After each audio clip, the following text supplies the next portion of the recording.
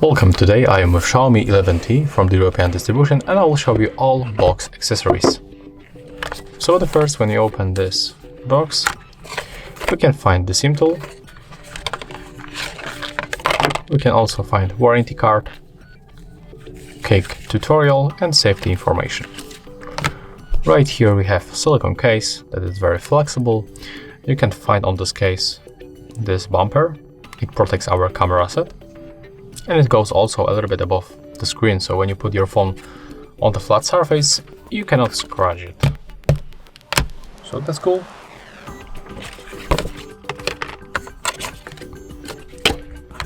We can also find 67 watts charger. It's a big break, to be honest. And in this place we can also find some kind of the specification. I hope that you can see it right now. Let's catch focus on it. So it looks like that.